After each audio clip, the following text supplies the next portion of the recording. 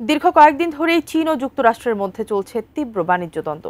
পাল্টাপাল্টি শুল্ক আরোপের ফলে আন্তর্জাতিক বাজারেও তৈরি হয়েছে অস্থিরতা ও অনিশ্চয়তা। তবে এই উত্তেজনাপূর্ণ পরিস্থিতির মধ্যেও চীনা যন্ত্রাংশ আমদানিতে আগ্রহ দেখিয়েছে যুক্তরাষ্ট্র। বিস্তারিত শিহাব ইসলামের ডেস্ক রিপোর্টে। চীন যুক্তরাষ্ট্র বাণিজ্য উত্তেজনার কিছুটা অবসান ঘটার পর বড় সিদ্ধান্ত নিয়েছে মার্কিন বৈদ্যুতিক গাড়ি নির্মাতা প্রতিষ্ঠান টেসলা। রয়টার্সের এক বিশেষ প্রতিবেদনে উঠে এসেছে, চলতি মাসের শেষ দিকে প্রতিষ্ঠানটি চীন থেকে সাইবার ক্যাব ও সেমি ট্রাক তৈরির যন্ত্রাংশ আমদানির পরিকল্পনা করছে।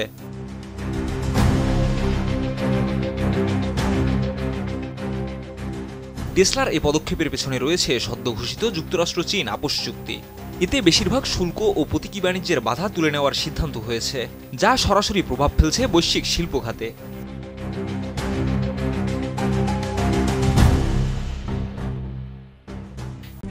RICL TMX, যুগের পর যুগ স্থাপনা থাকে মজবুত। এর আগে যুক্তরাষ্ট্রের প্রেসিডেন্ট ডোনাল্ড ট্রাম্প চীনা পণ্যের উপর 145% শুল্ক আরোপের ঘোষণা দেওয়ার পর চীন থেকে যন্ত্রাংশ আমদানির পরিকল্পনা স্থগিত করে টেসলা।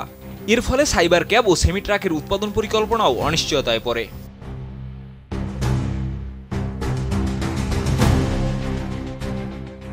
তবে দুই দেশের মধ্যে বাণিজ্য দ্বন্দ্ব কিছুটা প্রশমিত হলেও আবারও চীনা যন্ত্রাংশ আমদানির সম্ভাব্য প্রস্তুতি নিচ্ছে টেসলা।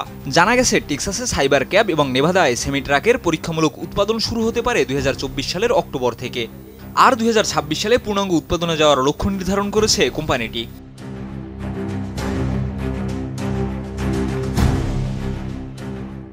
তবে টেসলার এক ঘনিষ্ঠ সূত্র জানিয়েছে, যন্ত্রাংশ আমদানির এই পরিকল্পনা এখনও চূড়ান্ত নয়।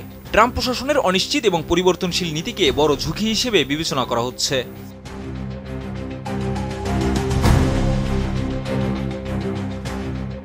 টেসলার প্রধান নির্বাহী ইলন মাস্ক বহুবার মুক্ত বাণিজ্যের পক্ষে মত দিয়েছেন এবং শুল্ক নীতির বিরোধিতা করেছেন।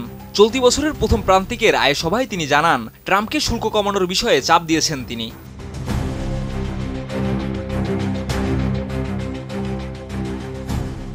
বিশ্লেষকরা বলছেন, যদিও আপাতত বাণিজ্য উত্তেজনা কিছুটা কমেছে, তবুও সামগ্রিক পরিস্থিতি এখনও অনিশ্চিত।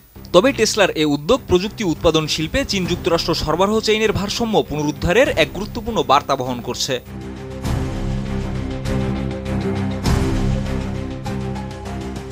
শিহাব ইসলাম, ATN নিউজ।